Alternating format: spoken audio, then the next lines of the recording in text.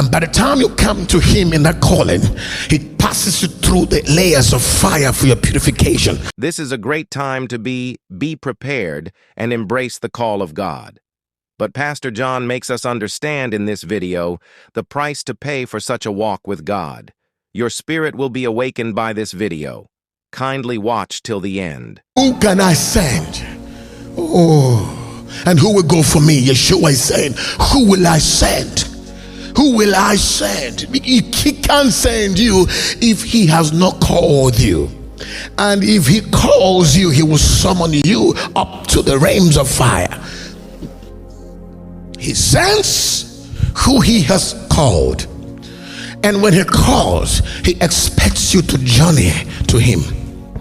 And by the time you come to him in that calling, he passes you through the layers of fire for your purification. And sometimes when we begin to come, we have things to say. Can I bury my brother? Can I bury my sister?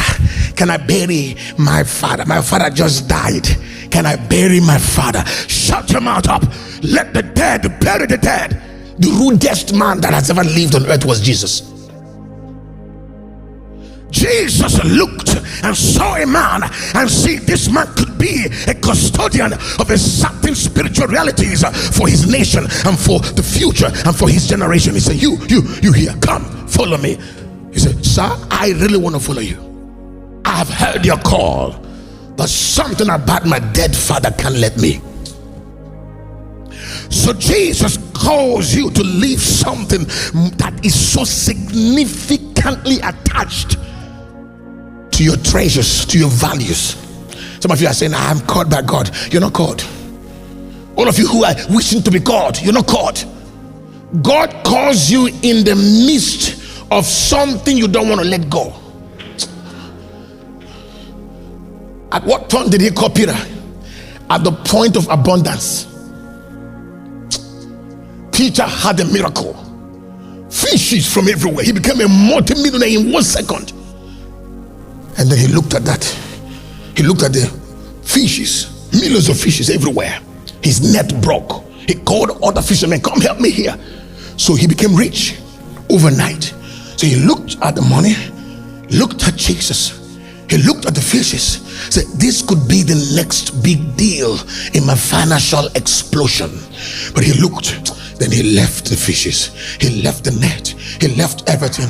He cried and went down and said, Lord, Lord, Lord, Ishamena, Eshida. And Peter said, I value you, Yeshua, more than these fishes. I value you, Yeshua, more than the crowd in my church, because fishes can also mean church folks. I value you more than the big crowd. I value you more than what I gain from this church. I will drop it if you say leave. I will hand it over if you say leave. I will close it if you say close it.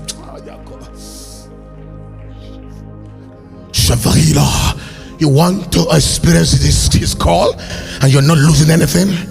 No, sir.